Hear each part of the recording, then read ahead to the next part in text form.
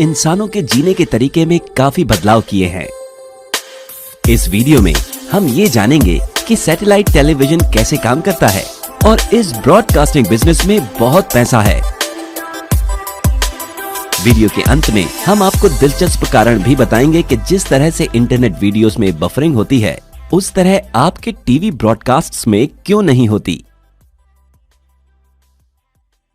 Satellite TV broadcasting को ठीक से समझने के लिए हमें पहले सैटेलाइट के पार्ट्स और वो कैसे काम करते हैं के बारे में कुछ बेसिक नॉलेज होनी चाहिए। जैसा कि आप देख सकते हैं, अर्थ एक इलिप्टिकल ऑर्बिट में सन के चारों ओर घूमता है और अर्थ भी अपनी एक्सिस पर मुड़ता है।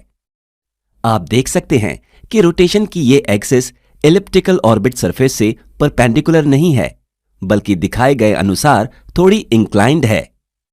सैटेलाइट टीवी को काम करने के लिए सैटेलाइट को आपके घर के रिलेटिव मूव नहीं होना चाहिए। इसका मतलब है कि सैटेलाइट को अर्थ की इक्वल स्पीड में घूमना चाहिए, जिसका मतलब है कि एक चक्र को पूरा करने में 24 घंटे लगेंगे। आइए इस पॉइंट पर गति की जानकारी का इस्तेमाल करते हुए ग्रेविटेशनल और सेंट्रीपेटल फोर्सेस की बैलेंस इक्वेशन पर काम करें। आप देख सकते हैं कि सैटेलाइट के लिए रिलेटिव मोशन कंडीशन पाने के लिए आवश्यक ऑर्बिटल रेडियस 42,164 किलोमीटर है। इस ऑर्बिट को जियोस्टेशनरी ऑर्बिट के रूप में जाना जाता है। सैटेलाइट टीवी पर्पसेस के लिए इस्तेमाल किए जाने वाले सभी सैटेलाइट्स को इस ऑर्बिट में पार्क किया जाना चाहिए। और यह दृश्य दिखाता है कि आजकल जियोस्टेशनरी बेल्ट कितनी ज्यादा भर गई है। अब चलिए सैटेलाइट के बारे में कुछ बातें जानें।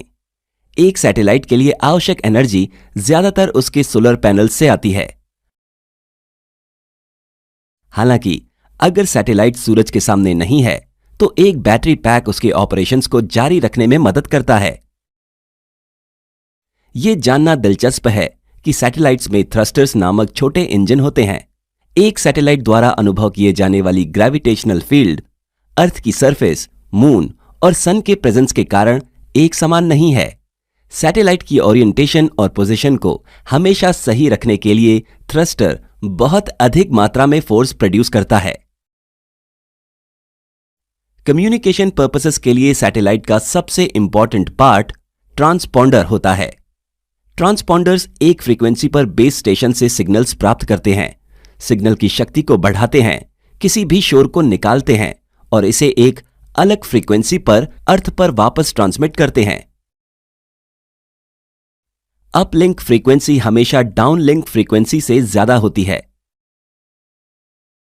आप अलग अलग फ्रीक्वेंसी बैंड्स के एंटेनास देख सकते हैं। D2H के लिए KU बैंड फ्रीक्वेंसी का आमतौर पर इस्तेमाल किया जाता है। इन KU बैंड सिग्नल्स में अच्छी शक्ति होती है, जिसमें छोटे आकार के रिसीवर एंटेना को फिट किया जा सकता है। अतीत में C बैंड सिग्नल्स, जिनकी एनर्जी कम होती है, टेलीविजन कम्युनिकेशंस के लिए इस्तेमाल किए जाते थे और इसलिए पहले के दिनों में बड़े एंटेनास का इस्तेमाल किया जाता था। हालांकि KU बैंड सिग्नल्स बारिश से अफेक्ट होते हैं, इसलिए साइंटिस्ट्स को सैटेलाइट टेक्नोलॉजी में सुधार करने की जरूरत है। अब जब हमारे पास कुछ बेसिक जानकारी है, तो आइए देखें कि सैटेलाइट टीवी टेक्नोलॉजीज के माध्यम से सैकड़ों टीवी चैनल्स आपके घर तक कैसे पहुंचते हैं। इस टीवी चैनल के मामले पर विचार करें। CNN। उनके पास वीडियो प्रोडक्शन फैसिलिटी है और बड़े पैमाने पर देखने के लिए कंटेंट प्रोड्यूस करते हैं। 24/7 हम उन्हें प्रोग्राम सोर्स कहते हैं। इस चैनल को एक ही समय में कई सैटेलाइट टीवी ब्रॉडकास्टर्स के नेटवर्क्स पर उपलब्ध होने की जरूरत होती है, जिसे हम DBS प्रोवाइडर्स कहते हैं। इस CNN को प्राप्त करने के लिए बस अपनी जियोस्टेशनरी ऑर्बिट में अपने किराए के ट्रांसपॉन्डर पर सिग्नल को भेजते हैं। यह ध्यान दिया जाना चाहिए कि वीडियो सिग्नल्स भेजने से पहले प्रोग्राम सोर्स सूटेबल पॉइंट्स पर एडवर्टाइजमेंट्स इंसर्ट करता है और यह चैनल्स के लिए इनकम का पहला सोर्स है।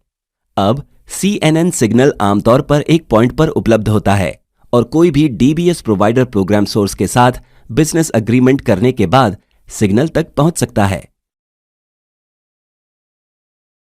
इसी तरह डीबीएस प्रोवाइडर ऐसे कई चैनल्स या प्रोग्राम सोर्सेज से सिग्नल्स कलेक्ट करता है। अपने ब्रॉडकास्ट सेंटर में वे इन सभी कंटेंट को एक साथ क्लब करते हैं और MPEG कंप्रेशन, बिट रेट के स्टैंडर्डाइजेशन और सिग्नल के इंक्रिप्शन जैसे वीडियो फॉर्मेटिंग करते हैं। उसके बाद डीबीएस प्रोवाइडर एक सैटेलाइट पे अपने किराए के ट्रांसपॉन्डर पर सिग्नल भेजता है। एक डीबीएस प्रोवाइडर ट्रांसमिट होने वाली बड़ी मात्रा में डेटा को संभालने के लिए कई ट्रांसपॉन्डर्स को किराए पर लेता है। इस तरह से लगभग 300 से 400 चैनल्स सिंगल डीबीएस प्रोवाइडर्स के सैटेलाइट पर उपलब्ध होंगे।